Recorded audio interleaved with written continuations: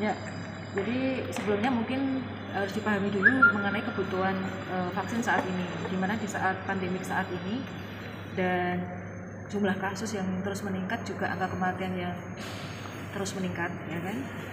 Sementara itu belum ada pengobatan yang pasti untuk COVID. Jadi untuk itu vaksin adalah emergensi untuk dibuat dan dikembangkan. Ya, jadi vaksin itu sebenarnya adalah salah satu solusi untuk memutus rantai penularan COVID yang semakin kesini semakin menjadi hebat ya. Nah, saat ini ada sekitar 200 penelitian mengenai vaksin COVID ya. Jadi penelitian banyak dilakukan di berbagai negara ya mengenai untuk memproduksi vaksin. Nah, salah satunya itu adalah yang sedang saat ini kita lakukan. Mengenai penelitian yang sedang berlangsung di luar sana, itu banyak yang masih fase 1 dan fase 2. Sehingga hasilnya belum bisa untuk dirilis gitu ya. Jadi penelitian itu bertahap, ada fase 1, fase 2, fase 3. Nah, itu belum sebelum fase 3 dia belum bisa dirilis. Jadi untuk itu makanya kita harus bersabar menunggu ya, meskipun penelitian vaksin itu sebenarnya panjang waktunya ya, tetapi karena kondisi pandemi juga kita harus segera mempercepat ya, tetapi tentu harus sesuai dengan kaidah penelitian uji klinis ya. Vaksin dendritik ya, dulunya dikenal dengan vaksin AV COVID-19, sekarang ini dikenal lagi dengan namanya vaksin Nusantara. Adalah salah satu jenis vaksin yang dikembangkan ya untuk mengantisipasi pandemik wabah COVID-19 ya. Itu adalah bedanya dengan vaksin lain. Jadi dia menggunakan sel dendritik ya yang berasal dari darah dari subjek itu sendiri, kemudian dipertemukan dengan rekombinan antigen SARS-CoV-2, kemudian diinkubasi, kemudian setelah menjadi vaksin jadi, maka beliau nanti akan disuntikkan kembali ke subjek. Jadi bedanya adalah itu ya.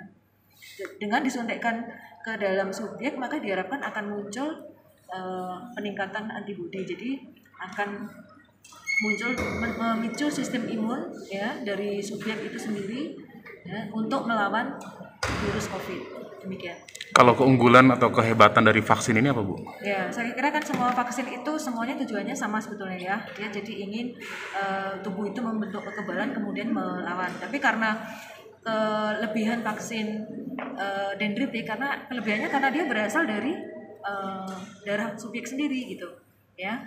Satu kelebihannya itu, jadi dia berasal dari darah sendiri, jadi kemungkinan besar dia akan less allergy, atau kemungkinan reaksi penolakannya itu lebih rendah ya kan, karena dari tubuh dari subjek sendiri. Yang kedua juga kalau menurut hitung-hitungan sebenarnya dia lebih hemat ya, karena sudah dihitung harganya kira-kira 10 US dollar ya. Nanti kalau sudah jadi dalam diproduksi dalam atau dikembangkan dalam jumlah banyak, setelah dihitung-hitung segitu, karena beberapa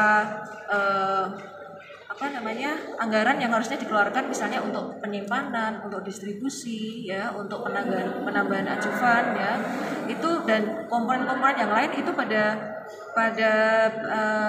vaksin dendritik itu bisa diminimaliskan. Jadi kan karena kita itu onsite ya, jadi subjek kita panggil, kemudian kita ambil darahnya, kita olah, kemudian prosesnya memerlukan waktu 1 minggu. Setelah itu kemudian disuntikkan kembali. Nah, berarti kita akan mengurangi jalur-jalur seperti penyimpanan, terus kemudian kalau kita mengelola vaksin itu kan harus mengatur suhu, ya, apalagi pindah tempat segala macam itu kan harus diatur semuanya. Nah, itu yang bisa bisa diminimalkan biayanya atau dipotong biayanya oleh vaksin dendritik. Terus kemudian juga selain itu dia itu sebenarnya tidak perlu teknologi yang terlalu canggih ya. Jadi nanti diharapkan setelah uji 1, 2, 3 selesai, maka diharapkan akan dapat didiseminasi ke beberapa tempat, kita latih, dan semua bukan hanya Rumah Sakit Dr. Karyadi yang akan mengerjakan, tetapi di banyak tempat, sehingga bisa lebih mencukupi kebutuhan vaksin ya. Selain itu juga kelebihannya karena dia tidak mengandung ajuvan dan komponen-komponen seperti binatang seperti itu ya. Kalau di Indonesia itu kan soal halal haram itu masih sensi kalau untuk yang masalah sensitif yang untuk vaksin terutama ya. Jadi karena kalau vaksin dendritik ini tidak ada penambahan adjuvan maupun komponen binatang. Ya, tetapi nanti kan untuk bisa rilis kita tetap akan meminta ya izin dari BPOM dan juga nanti perlu sertifikat dari IDA. Tahap sekarang prosesnya sampai mana? Nah, sampai tahapan. sekarang ini kita sampai tahap 1 fase 1 penelitian. Jadi sebenarnya fase 1 itu adalah hanya untuk melihat keamanan. Jadi nanti subjek kita adalah 27 yang sudah kita screening dengan sangat ketat sehingga dia layak untuk menjadi subjek fase 1. Kemudian kita berikan perlakuan dan kita amati ya dalam evaluasi singkat ya dalam kurun waktu 4 minggu ya sudah didapatkan hasil. Untuk efek samping alhamdulillah minimal ya, jadi efek sampingnya cukup minimal dan kemudian untuk peningkatan antibodi ya dari pengamatan singkat itu sudah didapatkan peningkatan antibodi meskipun kita belum bisa menganalisis terlalu detail karena tujuan penelitian fase 1 itu nomor 1 keamanan dulu. Nah setelah itu nanti lanjut ke fase 2 ya kira-kira 180 subjek itu juga nanti akan membicarakan mengenai keamanan lagi ditambah dengan pengaturan dosis seperti itu ya pengelompokan ya jadi nanti serta mulai melihat efikasi dari vaksin efikasi itu manfaat. Nah nanti fase 3 melibatkan kira-kira 1.600 orang dan itu nanti akan melihat keamanan juga kemudian melihat efikasi juga melihat bagaimana efikasi dalam populasi yang besar dan juga melihat efek samping yang mungkin jarang terjadi. Harus dipahami bahwa COVID itu adalah penyakit baru, ya. Vaksin juga semuanya baru dan kita masih dalam rangka meneliti, ya. Jadi tetap kita harus mencermati kemungkinan nanti ada perkembangan di depan, ya. Dan nanti salah satunya, jadi karena ini sebenarnya ya vaksin yang menggunakan sel dendritik ini bukan yang pertama. Jadi ini sebelumnya dipakai untuk penyakit lain. Ya, jadi penyakit kanker yaitu melanoma khususnya di luar negeri sudah dilakukan. Nah, ini baru kita coba sekarang. Pertama kali itu adalah untuk COVID-19. Nah, nanti karena secara teori dia kan autolog ya, jadi dia mungkin less alergi. Jadi kalau menurut teori ya, dia akan lebih bisa diterima untuk pasien-pasien yang mengalami gangguan imunodefisiensi. Berarti belum selesai tahap 1 ya? Ini sudah selesai ya, kita baru menunggu persetujuan izin dari BPOM untuk lanjut ke tahap 2. Ya, tahap 1 tadi yang sudah saya sampaikan, jadi hasilnya untuk efek sampingnya kan tahap 1 itu menilai safety atau keamanan ya. Ya kita bisa sampaikan bahwa efek sampingnya cukup minimal. Jadi ada efek samping sistemik dan efek samping lokal ya yang ada di tempat suntikan itu pada ke-27 subjek itu cukup minimal ya dan tidak berjalan dengan singkat dan tidak perlu pengobatan.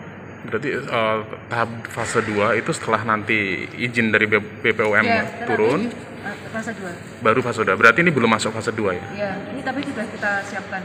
Persiapannya seperti apa fase 2? Persiapannya tentu kita akan mempersiapkan protokol fase 2, protokol penelitian, kemudian juga kita akan berkomunikasi terus kan dengan BPOM ya supaya izin penelitiannya segera dikeluarkan, uji klinisnya. Juga kita akan mempersiapkan yang lain ya. Jadi kayak misalnya seperti rekrutmen itu mulai kita pikirkan ya.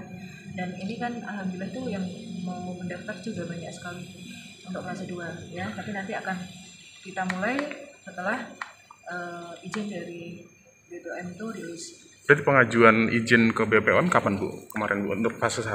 Ya fase 1 itu kemarin kita sudah ada komunikasi ya. Kemarin kan ada kunjungan dari DPR juga dan ada dari BPOM. Ya ini kita baru ada beberapa